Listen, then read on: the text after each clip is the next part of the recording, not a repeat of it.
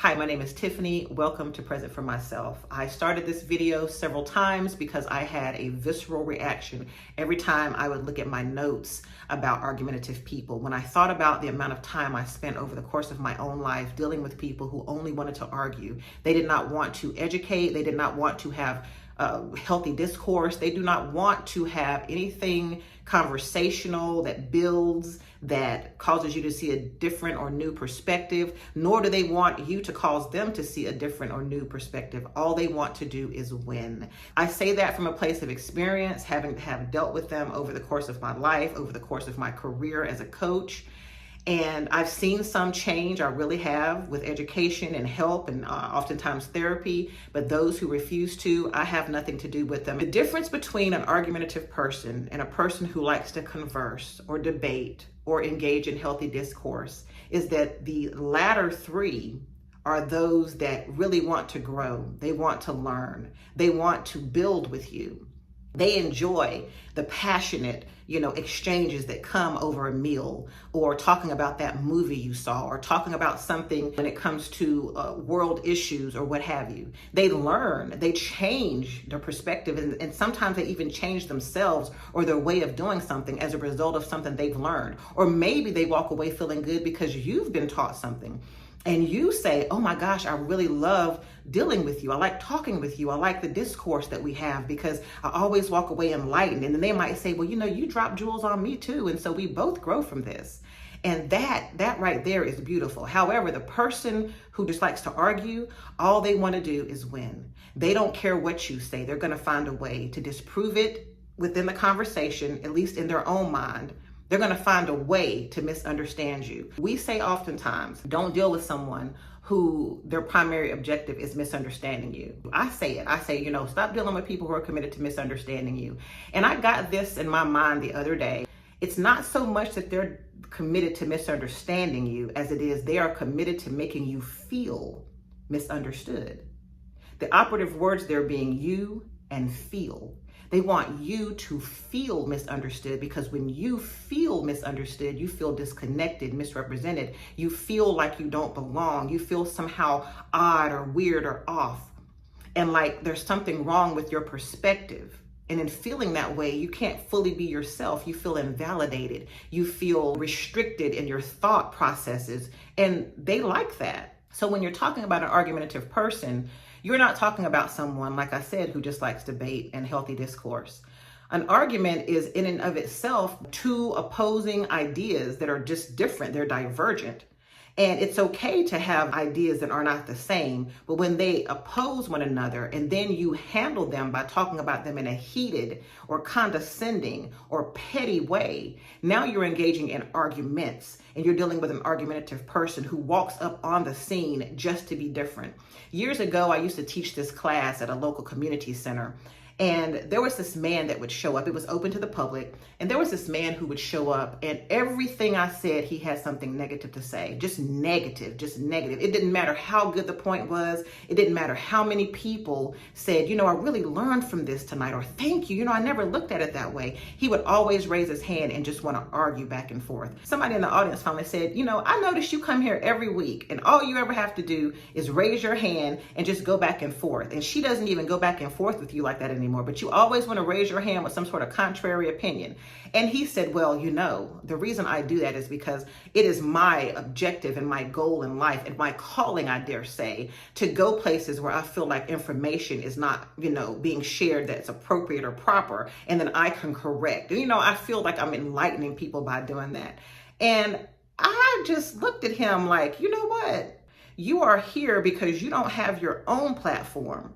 You are afraid to be a risk taker and create your own space where other people can come in and criticize you. And so you show up and you just want to take the attention from other people. And no doubt, I'm sure I'm not the only place you do this. And lo and behold, he didn't come anymore because he had been exposed. His whole objective was just to come in and get the attention from everyone who was in there and draw the attention from whoever he thought was leading the situation. Just an argumentative spirit, pathologically argumentative. Probably someone who had a personality disorder, not trying to diagnose anyone, but someone probably who had a personality disorder that lent itself to having argumentative tendencies. So when you're dealing with argumentative people, you need to know the difference between that, the argument, and the healthy discourse and debate. So what are some of the reasons that you should not engage with or allow yourself to be baited by an argumentative person? Well, one of them is that you can negatively impact your blood pressure. One time I was going to a doctor's appointment for something that I had gone to several times before. I was on a 6-month course of treatment where I had to go into the doctor's office. But when I went back in to get that medication that day, the doctor told me, we cannot give it to you because your blood pressure is up. And I was like, wait a minute, my blood pressure has not been up. I've come in, this is my 3rd time coming in for this particular medication. And the doctor said, I'm sorry, but it is. You can sit here and we can see if it'll go down. If it does not, then we're going to have to, not give it to you this time. And I said, wow, what is different? And then I remembered I had been on the phone dealing with someone who is a particularly argumentative person up until the time that I opened up my car door to come into the doctor's office. And my blood pressure was up as a result of that. That is ridiculous. Number 2, it can bring up your stress levels overall. Just stressing about the notion that you have to deal with that person on a regular basis if you keep them in your life, or if they're not different, or if you don't learn a different way to engage with them. The stress of dealing with them, the stress of knowing that you have to walk on eggshells because anything that comes out of your mouth can be flipped into something where an argument is going to ensue. So you're always hoping that they don't say something and that you latch onto it, or that you don't let something fall out of your mouth that they latch onto. It can be stressful, feeling like you're going to engage with them. Number 3, engaging with someone who's argumentative can actually put your mental health at risk overall through things like anxiety. When you are in a state of anxiety for a long period of time, it can actually become the norm for you. Your body can actually adjust to being up here all the time, and it can make you more anxious. That goes kind of back to the walking on eggshells. When you stay in that eggshell state for too long, it can cause anxiety. We've talked about already blood pressure, stress, anxiety. Like, there's no argument on earth worth that. Oftentimes I will go on social media. I will see people engage in arguments in comment sections of various posts. And I'll notice that the people who are in the comment section are so committed to making sure that they are proving someone who has dropped some sort of negative comment wrong, that they don't even realize that the original commenter isn't even commenting anymore. It'll be someone who's dropped a comment like yesterday. They will drop one comment and busy the waters. They'll busy the waters. And people will go in and they'll begin to like, you're wrong, and let me tell you why. And here's an article for this, and here's an article for this, and here's a video for this, and here's a video for that, and blah, blah, blah, so on and so forth. And I personally had this happen to me, so you could blah, blah, blah. And they're just going at it. But the original commenter has long left. It's because they're an argumentative troll. Not because they really wanted discourse, because they wanted to have healthy debate or be understood or understand someone else's perspective. It's all about riling people up. Know the difference from someone who's on there really trying to grow and learn, or just trying to educate, and a person who just likes to see you get riled up, because it's not good for your health many times. Another reason that it's good for you not to engage with people who are committed to arguing all the time is because a lot of times those individuals will cause you to even switch up your speech patterns. Your speech patterns can be something as simple as the cadence with which you speak. It can be the expressions on your face mixed with the cadence of how you speak and the words that you actually say whenever you're saying it. So you hear someone over and over again and they say, you know what I'm saying? There's like a desperation on their face. You understand? You get what I'm saying? You understand? You see what I'm saying? You see what I'm saying? You get what I'm saying? A lot of times I'll think to myself or ask myself, are they involved with someone who is always giving them some sort of a passive aggressive reply to something, so that they have to always reach deep to over explain themselves so that they can be understood? Many times that can be the case. That's not always the case, but it can cause you to switch up your speech patterns. It can cause you to just over-explain. You go into great detail about things when you don't have to. It's because you're trying to get all of the evidence and the information, because you're used to dealing with someone who, no matter what you say, they're going to always find a way that what you're saying is wrong. And so you become accustomed to speaking like that. You're not in an argument. The person is not going to disagree with you. They asked you a basic question but the motives are unclear to you because you've been in a situation for so long where you've had to over-explain yourself, and many times still to no avail. So you have to be mindful of engaging with argumentative people for those reasons. The fact that it can negatively impact your health, anxiety, blood pressure, stress. It can change up your speech patterns and just the way that you interact with other people. And there are other things that it can impact as well, but I thought those were important to hit on. So how do you avoid taking the bait? How do you avoid engaging with someone who is argumentative? Well, one of the ways that you can do it is it's a tactic that many people use when they deal with people who are narcissists. It's called gray rocking. Gray rocking just simply means to be literally unresponsive or show literally no interest at all in what the person is trying to talk to you about. When they're trying to engage you in an argument, when they're trying to, pretend like it's going to just be a conversation, but you know from experience, oh, this is going to turn into an argument. Maybe it's a topic that you've covered with them before and you know where it always goes. You just gray rock. They say, hey, did you see that the person we were talking about 2 days ago that you disagreed with me on is now doing this or that? And you say, oh, wow. And you just keep reading your book. You avoid eye contact. You just don't even pay attention. You just, okay, well, just leave it alone.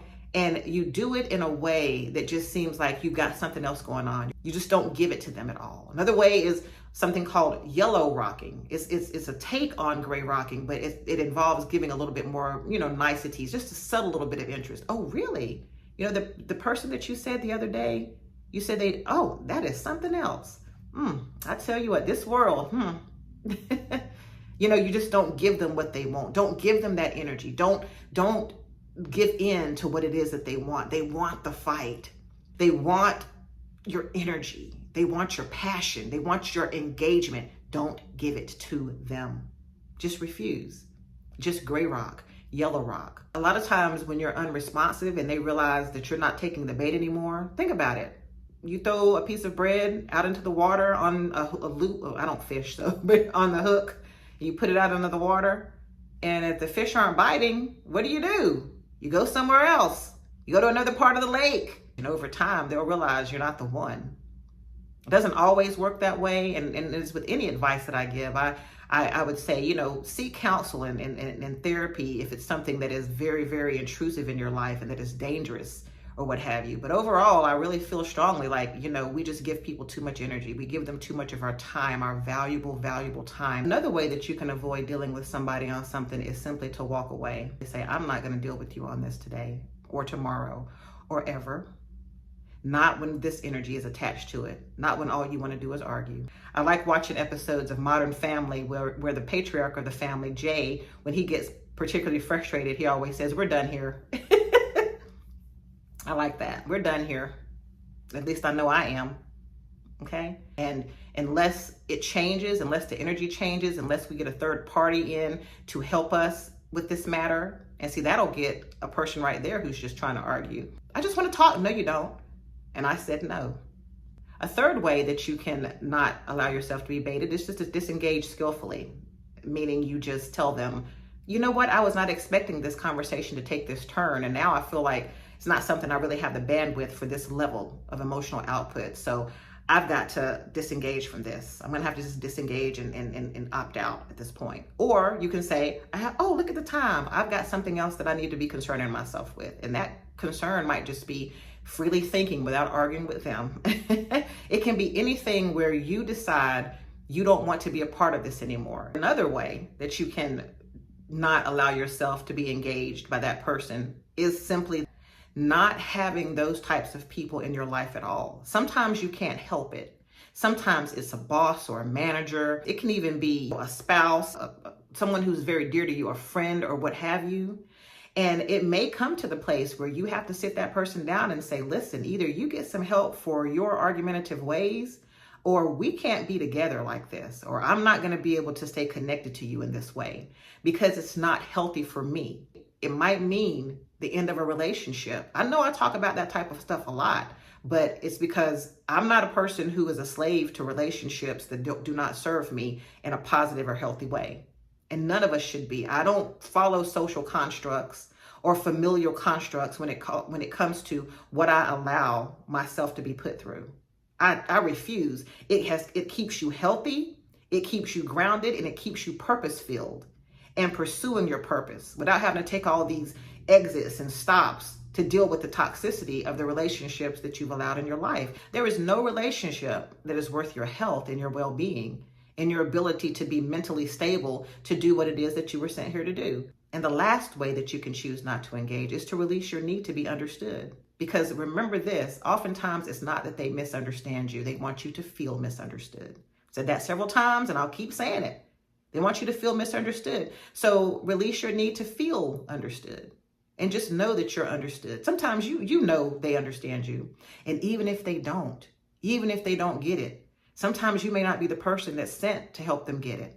Sometimes you might be blocking the way for the person that's supposed to help them understand. Either way, at some point you have to release your need. What I would say to you when all is said and done is seek out people who want to engage in healthy discourse, people who want to build, people who are empathic or empathetic, people who are compassionate, people who, even if they don't compassionately understand you or emotionally understand you, can at least cognitively empathize with you. I have a whole video called Weaponized Empathy that explains the difference between those things.